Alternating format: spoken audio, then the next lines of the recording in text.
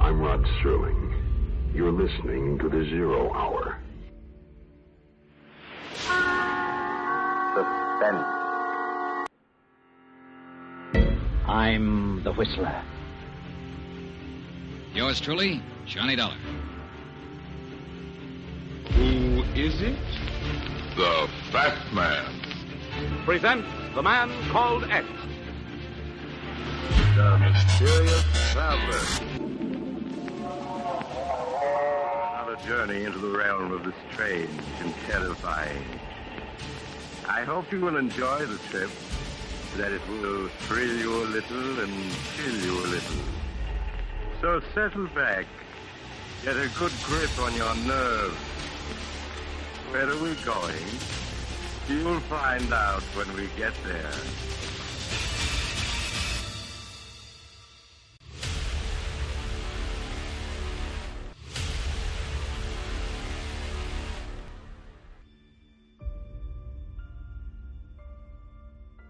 Hello everyone, and welcome to Drama and Theater, brought to you by Duane Old Time Radio. Drama and Theater features some of the best programs from the golden age of radio, including Escape, The Fat Man, Suspense, The Whistler, Zero Hour, Yours Truly, Johnny Dollar, and many, many more. Before we start today's drama, if you enjoy what I'm doing, let me ask you to subscribe to my channel. Subscribing is 100% free, and you will receive notifications on new posts.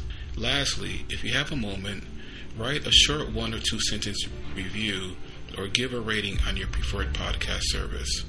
A positive review or rating would help me out a lot. And now, on to the drama. And thank you for your support, as always. We haven't heard from the Zero Hour in a while, so we're going to bring that back this month and next month. 2 episodes this month, 3 episodes next month. This storyline is titled Someone's Death. This is Chapter 1 from Someone's Death, and then we're also going to hear Chapter 2 from Someone's Death. I'm Rod Serling. You're listening to The Zero Hour. Rest your eyes.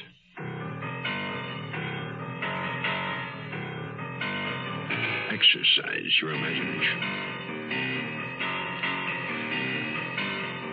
This week, Charles Larson's inside story of television murder. Someone's death. Starring George Kennedy, Joyce Bulifant,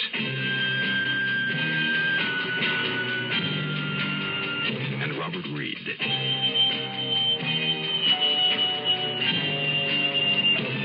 In Elliot Lewis's production of The Zero Hour.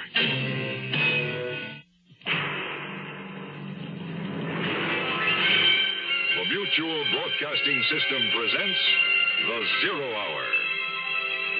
Sponsored in part by Ford Motor Company and Metropolitan Life Insurance Company. This is The Zero Hour on Mutual Radio.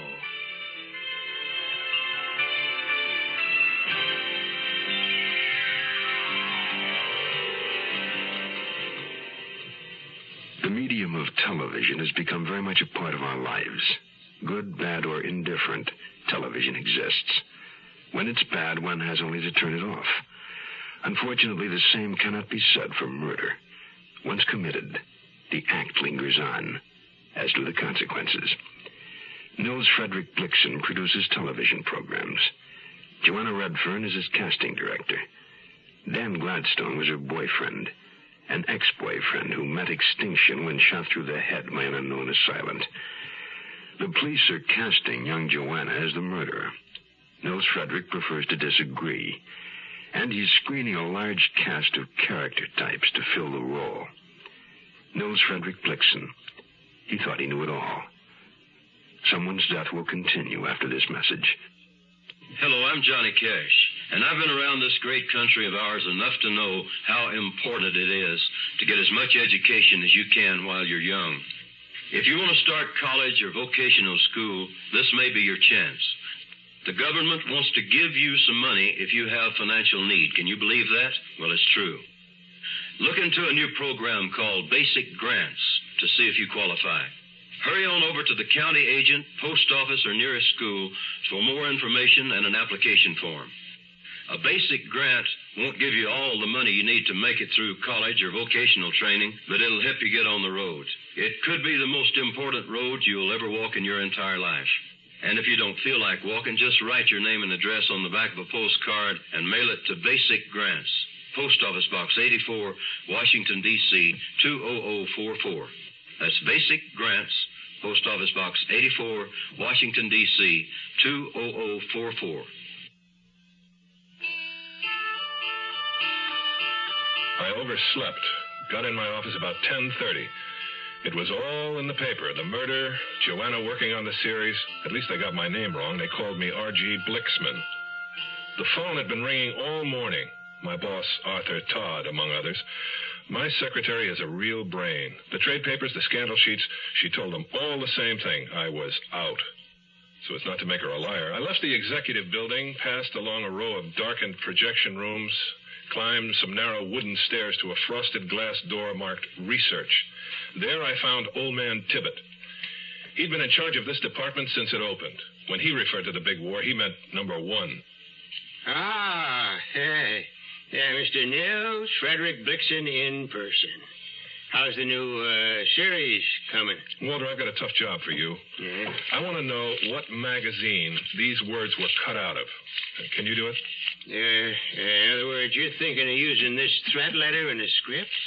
Oh, they won't let you use language like this on TV. No, just something I'm working on. What I want you to do is find what magazines these words were cut out of. Could you do it if I gave you a general area, like comic books? Well, I could try. Who do I charge my time to if it's not a TV episode? To me.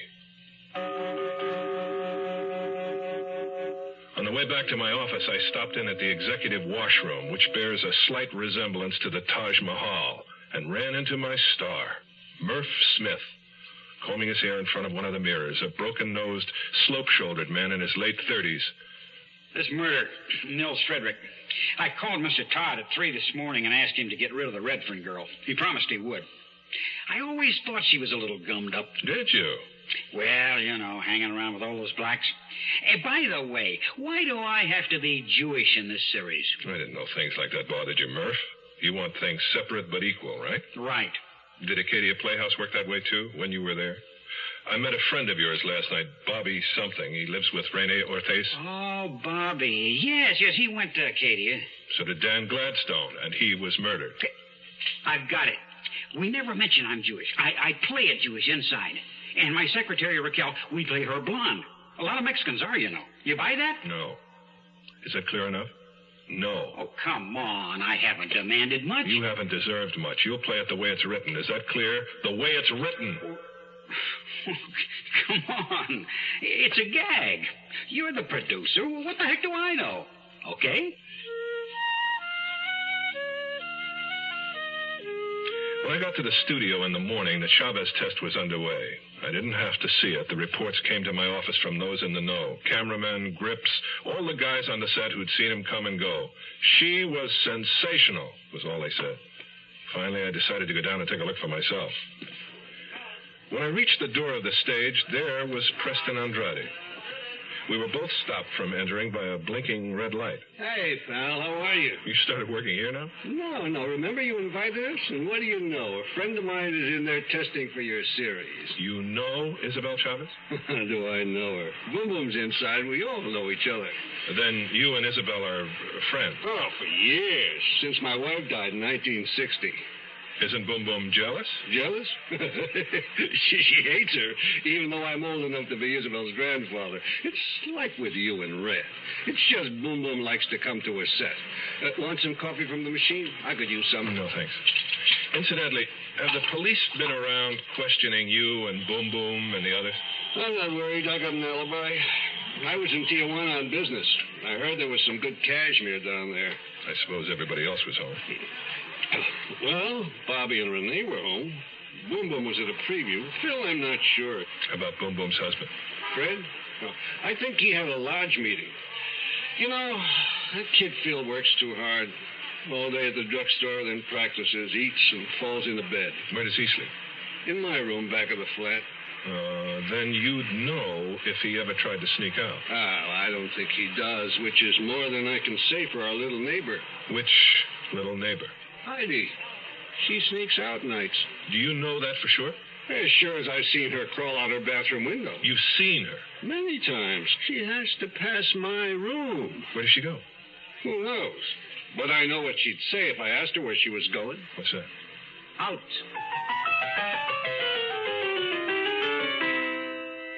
Hello, this is Hugh Downs. Recently, I participated in a Ford LTD fuel economy run from Phoenix to Los Angeles, where the average for 5 cars was 18.8 miles per gallon, with standard 351 E8 engines. The high was 20.3, and I averaged 19.7. My first reaction was surprise, because I think you'll agree the numbers sound a little high. So I'd like to stress that gas mileage depends on many factors.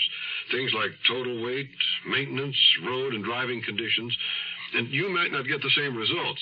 But probably most important of all are your personal driving habits, how you behave when you drive. And one of the things we did in the test was to make a point of never exceeding 50 miles an hour.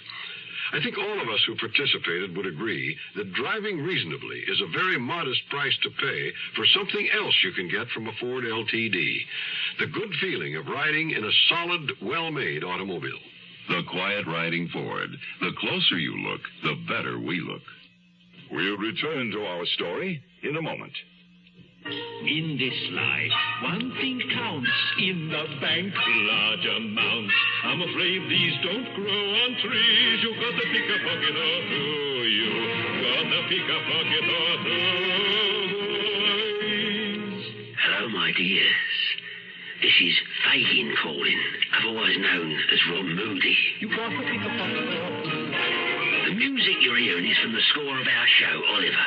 Great things happened in those years, and great things are still happening today in many fields. One of these is the field of art research. New methods are being found to prevent and treat the heart diseases, and that means longer, healthier lives for all of us. Please support this life-saving work with a gift to the Art Fund this month. It takes all of us working together. Remember, you got to pick a pocket or two now and again if you want to help.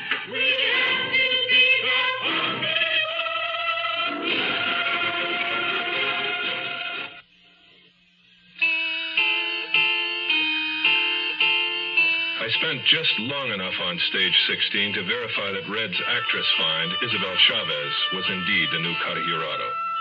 On the way to the office, I ran the usual gamut of disaster. My production manager beefing about the number of setups, my associate producer bringing me network static about credits, and then the front office informed me I'd lost my first-choice director and would have to beat the bushes at this late date for a replacement.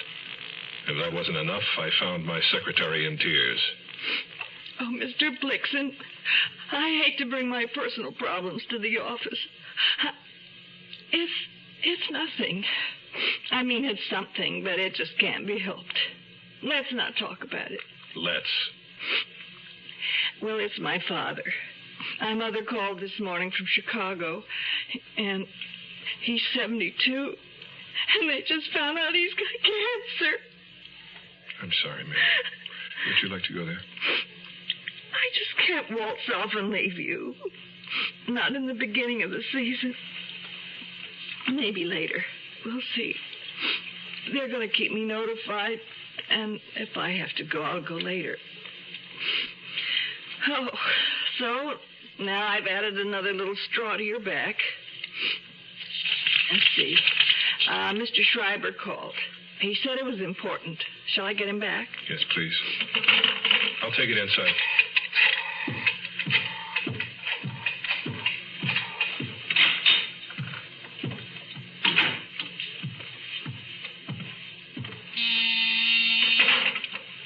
Yes, Wade. Nils?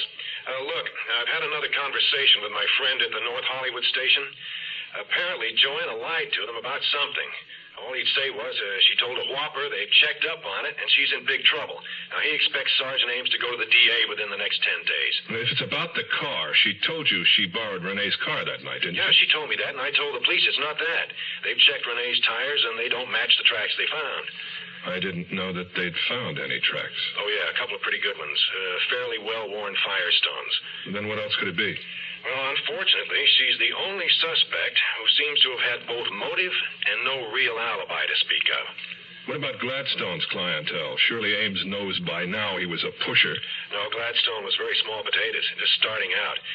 His suppliers in Tijuana, but informers haven't turned up a thing. Wade, you still have a couple of private operatives on the payroll? Yeah? Listen, if you got an angle, tell me. Preston Andrade. He said he was in Tijuana the night of the murder buying cashmere. Now, there's nothing easier to check out. So, what's your point? I don't know. I'm fishing. But people have a tendency to project their own attitudes. Maybe Andrade's the jealous, possessive one. You saying that Boom Boom and Dan Gladstone were playing around? Why not? Well, Nils, she's old enough to What's age got to do with it? To hear you people talk, you'd think that everybody went off into a cocoon or something at the age of... Nils, look, I'm sorry, all right? I'll write it down. Preston Andrade, Tijuana, jealous, okay? Anything else? Andrade's wife died in 1960. I want to know how. Wife, how? And as long as we're reconfirming alibis, find out if Renee and Bobby were really both home on the night of the murder. Motive, jealousy again. Renee, Bobby, both home. Okay, go on. Phil? The kid isn't a suspect. He uses downers. More than occasionally. Question who supplied him. Suppose he wanted out, and his source wouldn't leave him alone. And I'd also like to know why he left Hollywood High. Phil, Holly High. Okay. And I don't know if Heidi can drive a car. Nils, is there anybody you don't suspect? Certainly. Red. Monday morning, a series went before the cameras with more problems than I care to recount. And my neck stuck out to here for having signed Isabel Chavez. Not to mention my star, Murph Smith's charming acceptance of his leading lady. I am not going to work with that fat-headed Cholo. No way ever. I want that human fright way out of my series. I'm the star. I'm getting out. He was an overpaid employee of NFB Productions, and he'd honor his commitment or answer in court, and that's what I told him. We were only half a day behind schedule at the end of the first day's shooting, and I was badly in need of a drink. Mary was not in the office. She's probably down in the ladies' room. She'd been doing a lot of crying lately. So I had to look for the whiskey myself. I found it where she'd filed it, under W. And I was walking into my office in search of a glass. Wade Schreiber was stretched out on my couch, his arm over his face. I made that 2 glasses. Might as well give me the bad news. I can read it all over you. Well, if there's one rule a lawyer's trained to live by, it's never get personally involved with a client. Red's in trouble. Nothing a miracle wouldn't cure. Well, if you're going to tell me, tell me. All right, Nils. Brace yourself. You know the .22 that was used to kill Gladstone? They found it? Not yet. But they found out where it was purchased. And a gun dealer says he sold it to a young woman. Let me guess. The woman was a redhead. There'll probably be a warrant out for Red by tonight. Warrant for murder? You betcha. Murder 1. Sun's shining, things are growing, things are going well with you and me. Future planned together, wishful life together, and things look bright as they can be. With help and boys, million people, one boy, million people, will know the future is life. And that's about the life. We have to plan the future, because the future is life. Metropolitan Life knows how important the future is to you and your family. We've been preparing hard for the future so that your Metropolitan representative is qualified to help you prepare for it better. Because the better prepared you are, the better your future will be.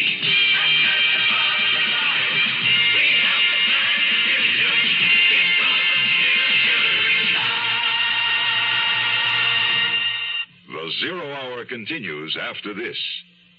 Here's a tip from your Better Business Bureau. Properly cooked vegetables add interest and enjoyment as well as nutrition to a meal.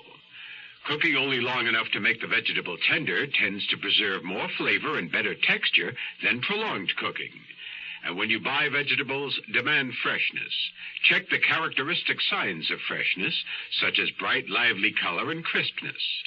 Handle produce carefully. Someone must pay for vegetables lost by rough handling, and in the long run, it'll probably be you. Incidentally, don't buy just because of low price. It doesn't pay to buy more vegetables than you can properly store in your refrigerator, or you can use without waste. Most vegetables can be stored for 2 to 5 days, and it's really penny foolish to buy fresh vegetables affected by decay. Because even if you do trim off the decayed area, rapid deterioration is likely to spread to the salvaged area. A few cents extra for vegetables in good condition is a good investment. Wade Shriver straight-lined the information. A clerk in a pawn shop in Fraser, a little town in the Imperial Valley, remembered his boss selling a .22 to a young lady from Los Angeles on the 5th or the 6th of May. That was the weekend Joanna and Gladstone had their big fight. The 6th was also the Sunday Joanna had told the police, when she just got into her car and drove through the Imperial Valley. Yeah, if the guy can identify Joanna's picture, they'll have her. They won't have anything except a girl who bought a gun in a moment of fear and panic, probably to defend herself with. Yeah, that's what I like about you, Nils, an unbiased opinion. Have you told Joanna? I would if I could find her, but I can't. I think she's run out. Well, the police know where she is. She's their chief suspect. They must have a tail on her. Your TV detective would have a tail on her. A real policeman can't afford those luxuries. Well, she's got to be around. Maybe she went to the beach. What, in this weather? Come on, Nils. Doesn't Boom Boom know where she is? No, and no sign of Boom Boom either. No sign of anybody, except Ella's granddaughter. Heidi? Andrade tells me that Heidi's been sneaking out of the house at night. Heidi hates Red with a blind passion. Red reminds her of her mother. Suggesting what? That she's trying to get even for the dirty trick her mother pulled on her? Nils, this is a child we're talking about. Children hate and sometimes kill. Where would you expect to see the word paramour in print? Oh, I don't know.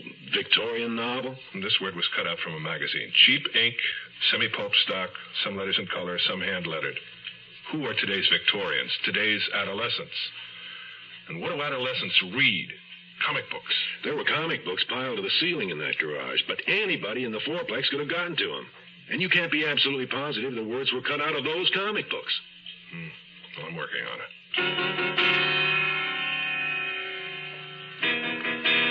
As I entered the sound stage, they had just wrapped up the day's shooting. My star had retreated in pique to his dressing room. Isabel Chavez was slumped in a canvas chair with her name lettered on it. He's a real stinker, isn't he?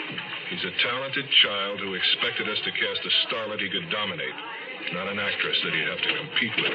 Oh, for the life of a movie star, the glamour, the excitement, the raking behind.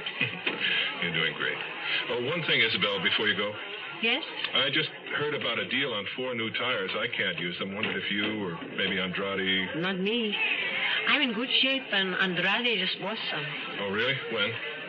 Well, 2 weeks, I think. I don't suppose you'd remember what they were. Sure, the same as he turned in, Firestones. Hasta luego, patrón.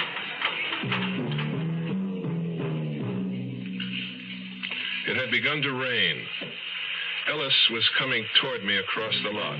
He was drunk, weaving drunk, as though he'd been wandering, not sure of where he was. He kept widening his eyes in an effort to focus. We stopped under an overhang. Hey, how are you? Mary said you wanted to see me. Red's in trouble, Leonard. She's going to be arrested. I need a drink.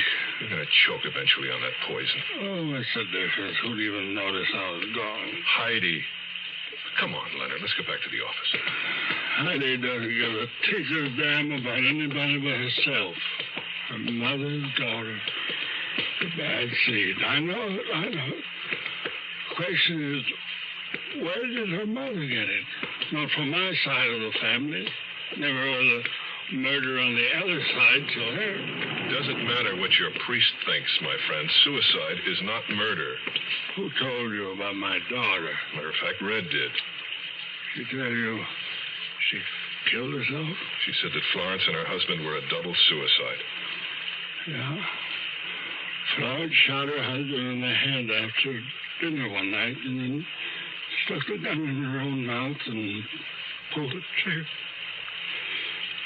Her birthday was June the 3rd. She would have been 38 years old yesterday.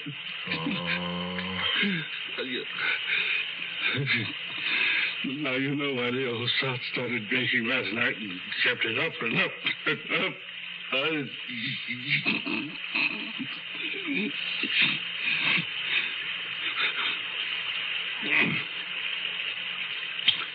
I'm all right. All right. Don't worry.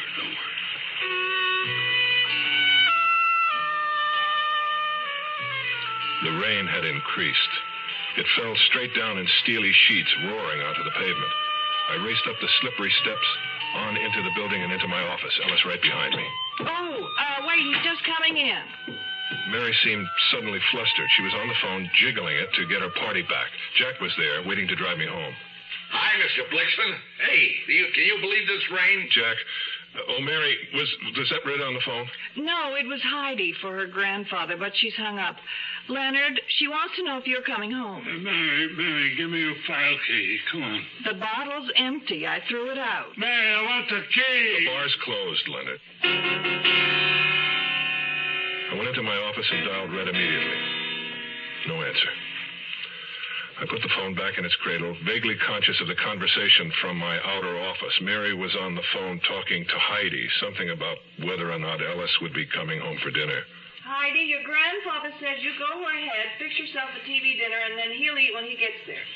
I saw him lunge for the phone, but the connection had already been broken. Why did you let me talk to her? Leonard, you're too drunk. Now sober up before you go out. Here, have some black coffee. Mary was right. He was drunk. I offered to take him in the cab, but he just walked on ahead of us when Jack and I came out of the office.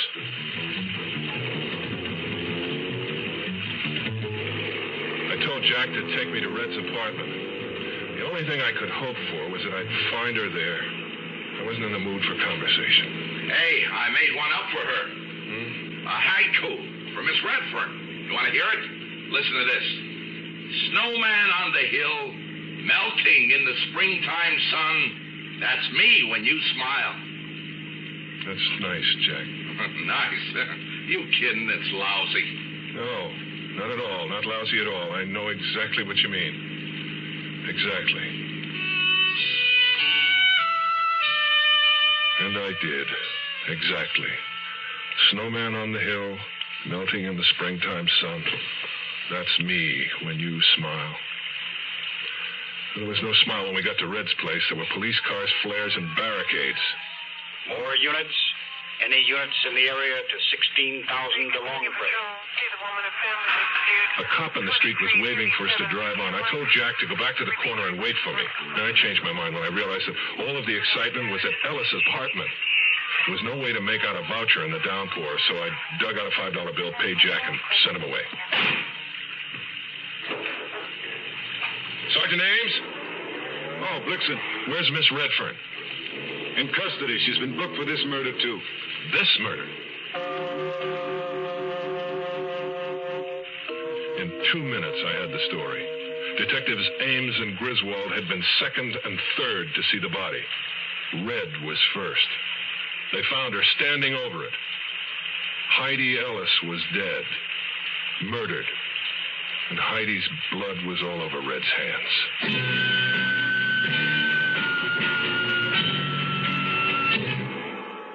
You are listening to Mutual's presentation of The Zero Hour. What is a Harrier? It isn't a helicopter, but it could land in your backyard. Harrier. It isn't a conventional jet, but it can match the speed of sound.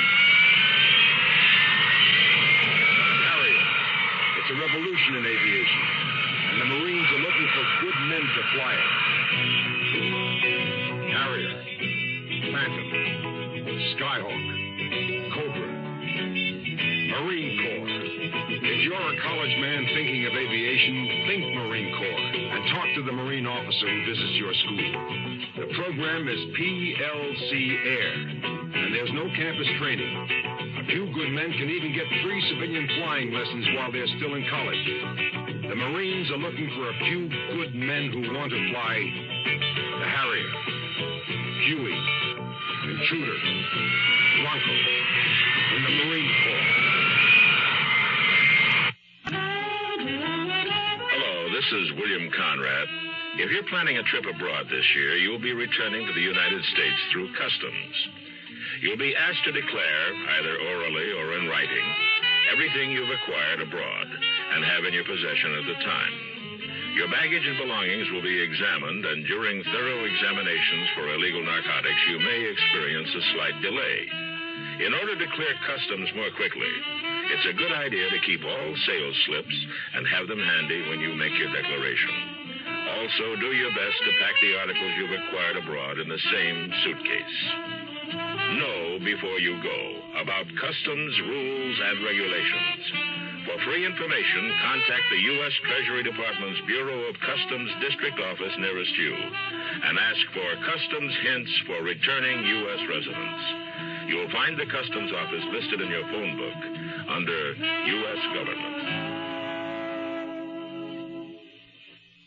Tomorrow at this time, rest your eyes and listen here to this week's continuing study in suspense, Someone's Death.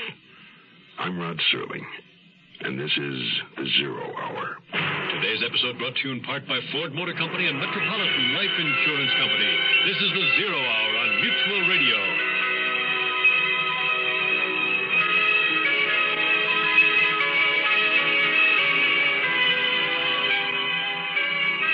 You have been listening to The Zero Hour, a presentation of the Mutual Broadcasting System in association with Hollywood Radio Theater, heard every weekday at this time.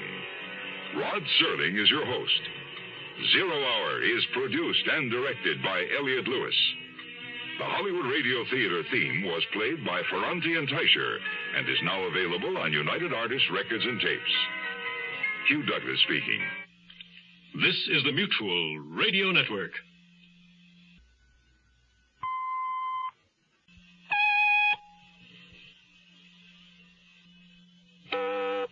I'm Rod Serling. You're listening to The Zero Hour. Rest your eyes.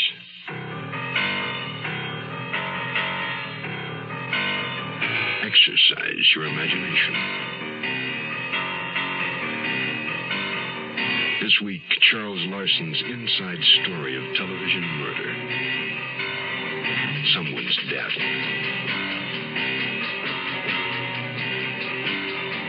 Starring George Kennedy,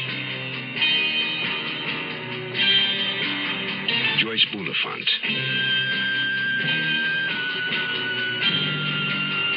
and Robert Reed.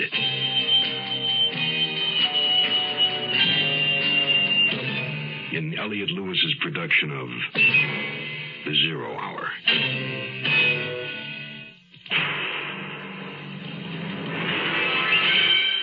Mutual Broadcasting System presents The Zero Hour.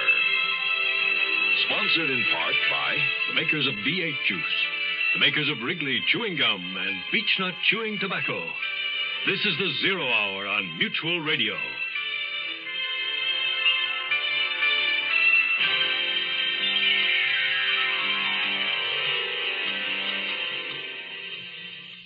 Just when we are safest, there's a sunset touch, a fancy from a flower bell, someone's death, a chorus ending from Euripides.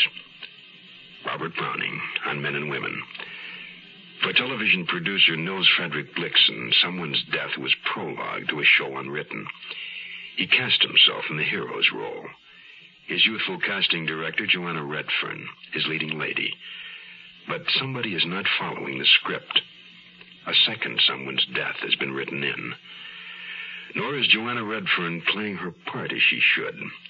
The heroine is not supposed to be found at the scene of the crime, with blood on her hands. For Nils Frederick Blixen, life behind the camera was never this frustrating. But that's the difference between fiction and fact. And the fact remains. Someone's death was murder. Our story continues after this word.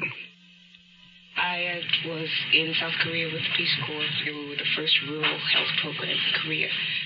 What a lot of us did was to go around and check to see if there was a TB patient in the house. A lot of these people had never, ever had any kind of medical attention at all. I remember one case. She was in pain. She was in real pain. And the doctor examined her and became very concerned. And he told us later that had she not come in, she would have died. I was very, very proud. But you've probably heard this, and you'll hear it again and again from volunteers. The volunteer himself gets more out of it than he actually gives to the people he's supposed to be helping. Volunteer for the Peace Corps. The Peace Corps is one part of action.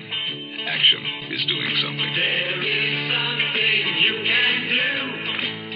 Get into action.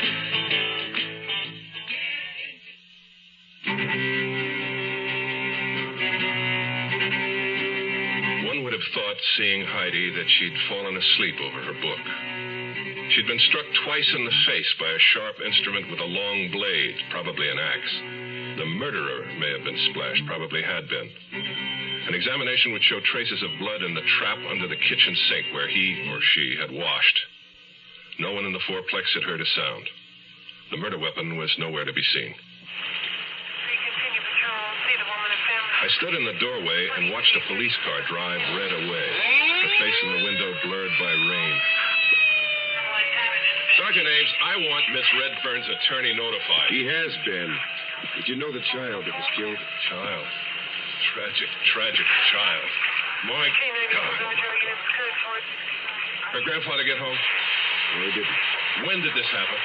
We found her about 10 minutes to 7. She hadn't been dead long. I know. How do you know? My secretary spoke to her. Why don't you come back inside, Mr. Blitzen?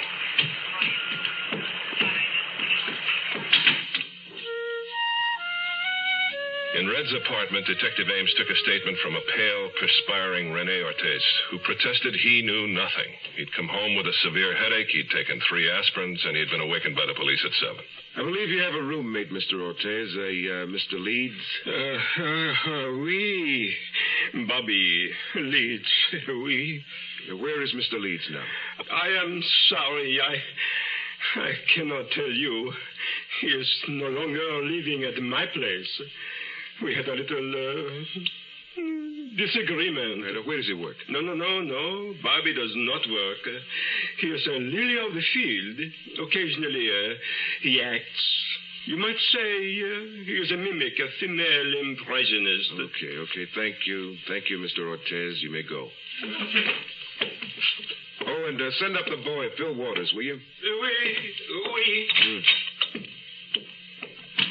Incidentally, Mr. Blitzen, you said the little girl called your office tonight. At what time was that?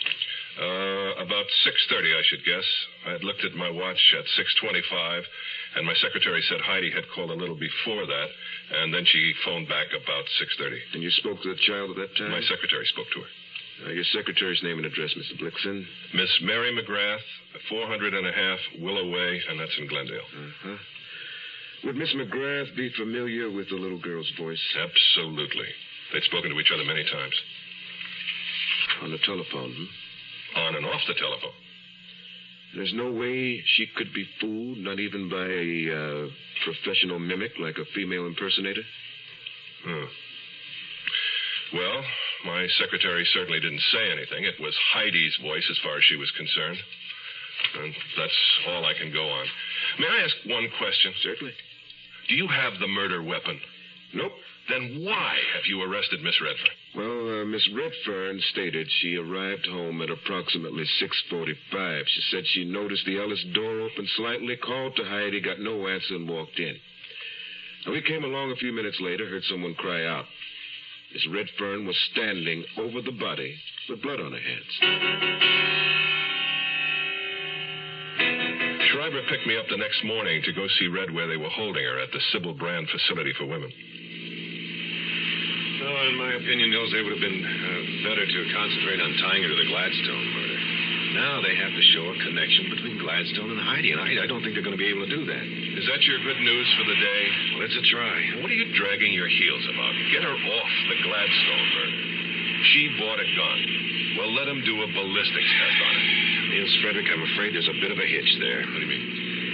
You see, the other day when your boss Todd had Red fired, she went home, got in her newly repaired car, drove down to the pier, and took the boat trip to Catalina. And threw the gun overboard. Yes, that's right. It's at the bottom of the ocean.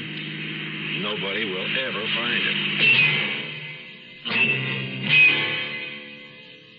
Hey, what you got there? It looks like tomato juice. It's V8. What you got there? It's V8. Looks like tomato juice. It's V8. Try it. Wow. It sure doesn't taste like tomato juice. It tastes like V8.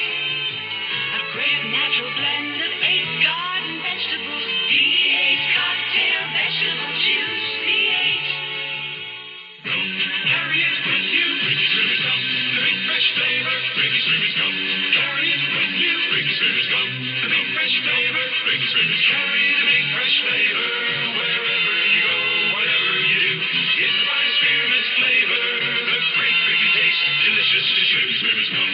Carry it with you. Swimmers come. The big fresh flavor. Swimmers come. Carry it with you. Swimmers come. The big fresh flavor. Swimmers come. Carry it with you.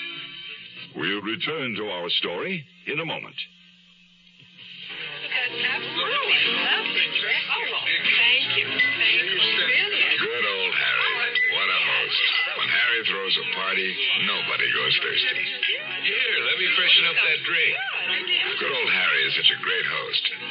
How come Bill and Jean had such a terrible fight? I want to go home right now. Oh, it's a great... I don't care. Such a drink. No, I want to go home right now. Now How come Bob had a little trouble driving home? And how come everybody who felt so good last night feels so bad this morning? Maybe good old Harry is not such a great host after all. Maybe good old Harry is a pusher, a neighborhood pusher. Harry pushes alcohol. So if you serve alcohol, please, don't be a pusher. And if you're a guest, don't let good old Harry or anyone else push you into drinking more than you want. A public service message from this station and the National Institute on Alcohol Abuse and Alcoholism. When I saw Red come into the visiting room, she seemed to have grown smaller. Behind her, the police matron who brought her in stood and gazed like a cat at a remote distance. There was a glass wall between us, and Red's voice came to me through a phone. Like my outfit? How are they treating you? Do you need anything? Could you send me the trades? Oh, sure. They'll be lucky if Schreiber doesn't sue for false arrest before it's over. Don't tell me you two hamburgers still think I'm innocent. As the day is long. There's never a Kleenex around when you want one. How's Leonard Ellis? Leonard, I don't know.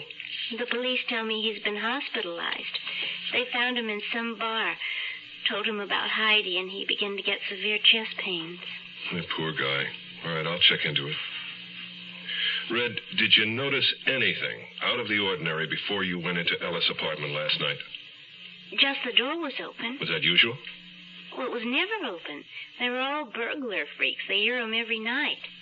There are enough locks and chains and bolts to outfit a dungeon on every door. Our time was up. The matron was approaching. I told Red I'd be back. She put her hand on the glass, palm flat, and I rested my palm on the other side against hers as though we were touching. I left the building. By the time I got back to the studio, I didn't think anything was worth too much. There was a strange secretary in my office. It took me a moment or two to remember that last night at the office, just before Jack and I had stepped out into the rain, Mary had told me she was flying out in the morning to Chicago to see her sick father.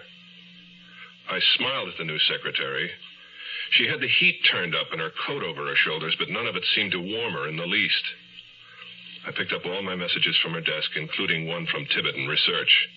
It read, The threatening letter, the words were cut out of Star Eyes Comics, April 15th, 1972 issue. Good man, Tibbet. I spent the next 10 minutes on the phone. Good Samaritan Hospital to check on Leonard Ellis. Learned nothing, except that he was in intensive care. Hung up and got a call from Ames. Blixen? Yes. I wanted to talk to your secretary, Mary McGrath, but I got somebody else. Thought I had the wrong office. Where is Miss McGrath? In Chicago. Her father's sick, didn't I tell you? No, you gave me her address in Glendale, but there's no one there. Oh, I'm sorry. I was pretty shook up last night. I've got the number right here. Just a minute. 427-3099. I don't remember the area code. I'll get it. Thanks. I spent the day at my desk going over all of the scripts that were ready to shoot. It was 5 o'clock when I got another call from Sergeant Ames. We called the number you gave us in Chicago for your secretary, Miss McGrath. She wasn't there. Well, her father's very ill. She might have been at the hospital. Nope. Called a couple of her friends as well. No sign of her. So we went to the airline at L.A. here. She never got on the plane. Hey, Mr. Blixen? I'm here. I'm trying to find an explanation. She was very close to her father. She told me he was dying. Well, he passed away at noon, Chicago time. Well, I'd better notify missing persons. I hung up and sat thinking about Mary and the two deaths that had already occurred. Mary? How could she be involved? Was I losing my sanity? Was there a straight line through Dan Gladstone, Heidi, Mary? Where would it end? And with whom? My daddy was a mighty fine man. He taught me a thing or two. A woman can hurt, so you stay on your guard. And beech nuts the tobacco you chew. Them times we'd go fishing, my daddy and me. He'd tell me everything he ever knew. He'd go after big mouth in close to the bank. And beech nuts the tobacco you chew. Around here, beech nuts the word for chewing tobacco. And it's been that way, father and son, for a long, long time. What's the secret? It's the way beech nut just keeps getting better. Like beech nuts a lot moister these days, with more taste and less stems. Big improvements. You ought to try today's beech nut chewing tobacco. And now I'm a daddy with a son who's full grown, and I tell him a thing or two. Scared money don't win, evil women drink gin, and beech nuts the tobacco you chew. The Zero Hour continues after this. Here's a tip from your Better Business Bureau. With more and more people eating poultry these days, it might be a good idea to review some basic facts on how to buy and serve poultry.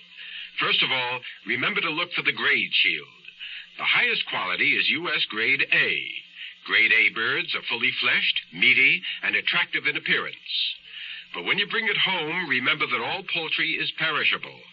Care and cleanliness should be used in the preparation, cooking, and serving of all poultry products. Keep frozen poultry hard frozen until time to thaw, and cook it promptly after thawing.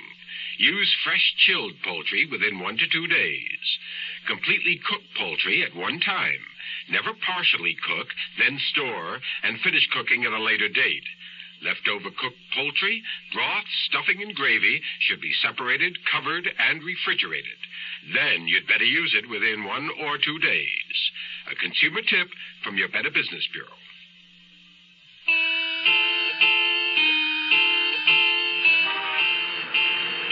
Jack was parked in his usual place waiting for me, reading the late edition of the Times and looking at the legs of starlets as they passed the checkout point at the gate. Hi, Mr. Blixen. Hey, what do you hear from our girl? I saw her this morning. She'll make it. Let the traffic clear a little bit, Jack. I just want to sit here for a minute. You know, my wife, Dolores, she's got it all pegged. She says they're railroading Miss Redfern, and she says the kid's grandfather did it. What's she based that on? Well, for one thing, the paper said there were 3 or 4 locks on the front door, and all of them were open. And Dolores figures the kid was waiting for whoever lived there to come in. The paper said she was on the couch, so she didn't open the door herself. The locks were off, and the guy came right in. Unless he picked the locks first. Hey, you can't pick a lock without making some kind of noise. Oh, but it was raining. That might have covered it. Hey, what's the matter? Don't you want the old man to be guilty? Something like that. Besides, he left the studio at the same time we did last night, 6:30 or thereabouts. He couldn't have gotten to the apartment, killed the girl, and split before Red arrived. But when did she... About 6:45. Well, it'd be tight, but I think he could make it. In 15 minutes? I don't know. I have to run it myself. Do it. Do it now. I want to go over there anyhow. All right. You time it, but wait till I get out of the lot. Hey, I feel like Mario Andrade. Now, who's going to pay the fine if the cops stop me? They'd better not stop you. I hope you're right.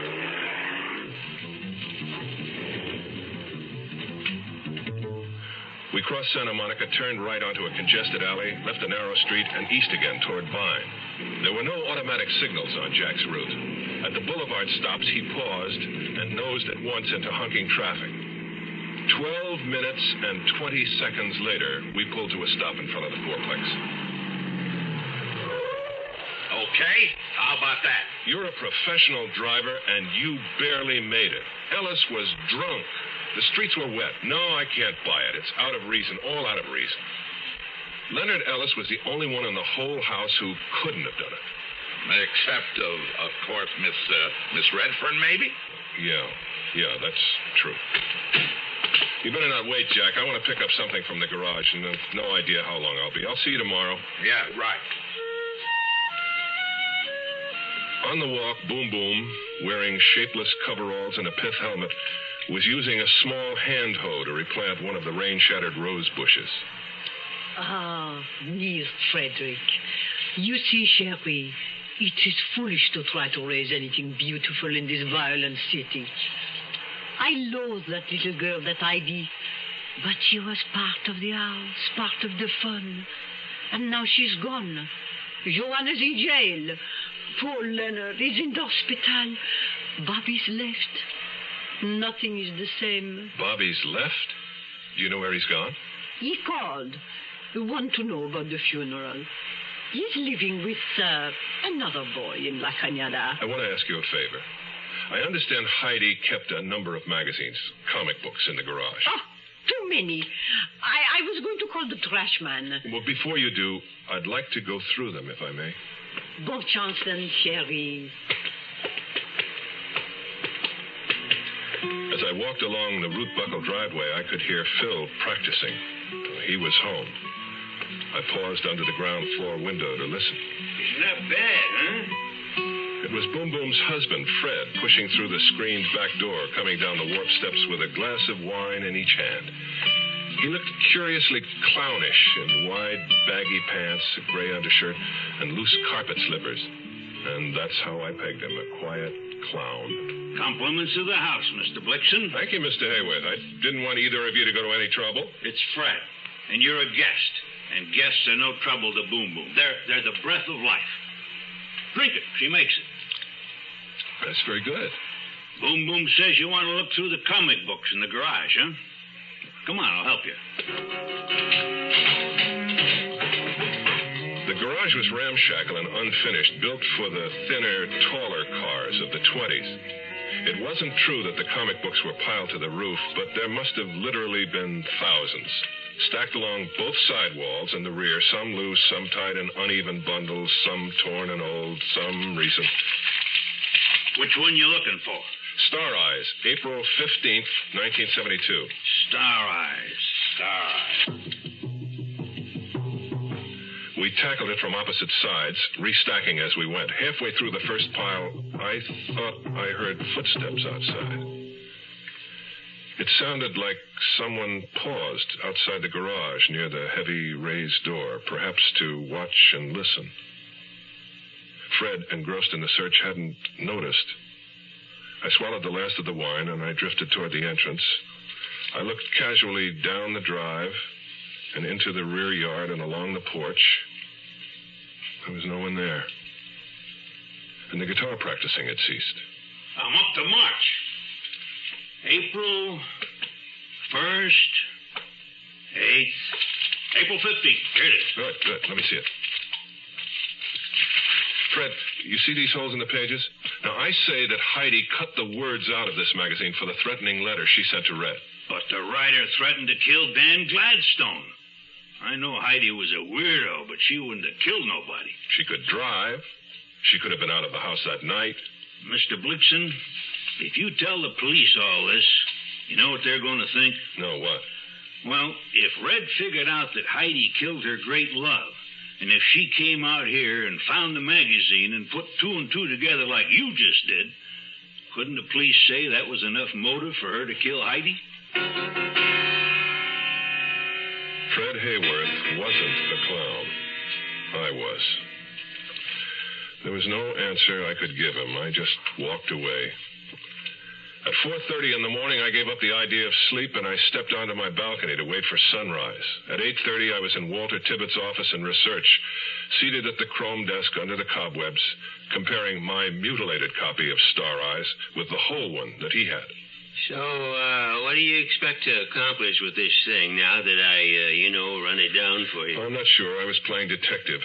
I hoped that I'd be able to help my casting director. You mean that nice kid they arrested at Joanna Redfern? Yes. Help her. How? Oh, that's too complicated. Just believe me when I say it didn't work. Wait a minute there. What was that? What was what? Let me see your copy. Walter, what are you doing? Pages 17 and 18 are missing from your copy. And they weren't part of the original cutout? No, because I showed you those parts. Peter Lorre and the Bug-Eyed Monsters. What does that mean? And on page 18 as well, continuation of same story. Oh, sure. They're a rock music group. And stills of the real Peter Lorre on the back. You remember M? Oh, yeah, beautiful. That was a gorgeous performance. Scared the hell out of me. It's been so long. Wasn't M a kidnapper? No, he's a child molester. Most despicable criminal in Berlin. Remember the police couldn't find him? Oh, finally, the underworld took over. They captured him, executed him, I think. Yeah, they talk about the movie here, in your copy. Well, what's the connection? This wasn't part of the threatening letter that you showed me. No. Unless there was another letter. Wait a minute. There's some other places cut out. Let me see it. I'll compare them. Write this down. Go to the $300 cash each and every month for life. I will pay or... That's O-A-R. O-A-R. O-A-R. Police. That's it. Well, no, wait, that's plain enough. Pay $300 cash each and every month for life, or I will go to the police. You want to know something? A person could get killed sending letters like that. A person did. I walked back to my office in a daze. My substitute secretary hadn't come in yet, but my phone was ringing.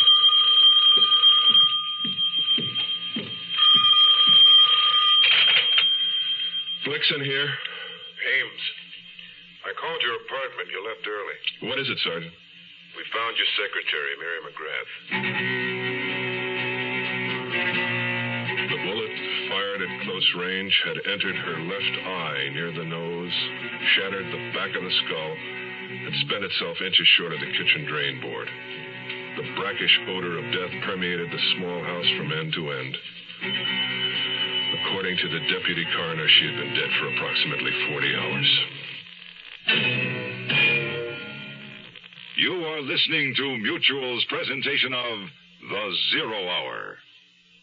Your Heart Association presents Stiller and Mira. Honey, I'm going to test you. Mm-hmm. Now, if you have high blood pressure, what are the things you should do? Watch your weight. Right. Follow your doctor's instructions on smoking. Yeah. Take your medicine. Good. Get plenty of rest. Terrific. Hey, honey, let's stay home tonight, huh? And exercise, but Don't overdo it. Right. We'll stay home tonight, okay? Okay? Yeah, and you got to rest before you get tired, right? Exactly. So we'll stay home tonight, okay? Okay, we'll stay home tonight. Terrific. Hey, wait a minute. What? You don't happen to have high blood pressure, do you? Me? Of course not. I have my checkup at the doctor. I'm terrific. And I made an appointment for you. Why? Because I love you. And only your doctor can tell. Another way to protect your loved ones is to give to the Heart Fund. Young I may be, but still I'm a man. Just trying to eat, and I'll do what I can to find me a place where I can be me. Get ready for life, be free as the sea. Oh, where do I go from here? Where do I go from here? I'm finished with school, but what did I learn? Don't wanna detract, wanna see things instead of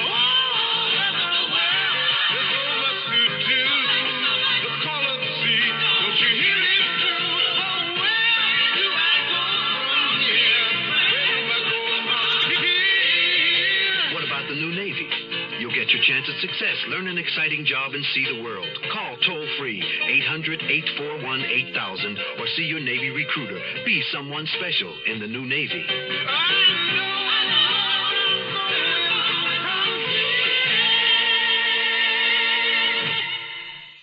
Tomorrow at this time, rest your eyes and listen here to this week's continuing study in suspense, someone's death.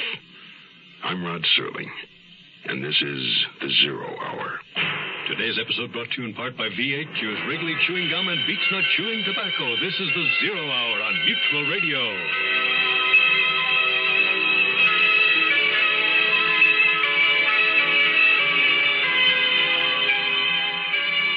You have been listening to The Zero Hour, a presentation of the Mutual Broadcasting System in association with Hollywood Radio Theater. Heard every weekday at this time. Rod Serling is your host. Zero Hour is produced and directed by Elliot Lewis. The Hollywood Radio Theater theme was played by Ferranti and Teicher and is now available on United Artists Records and Tapes. Hugh Douglas speaking. Tune in tomorrow, and once again, rest your eyes and listen here to The Zero Hour. This is the Mutual Broadcasting System.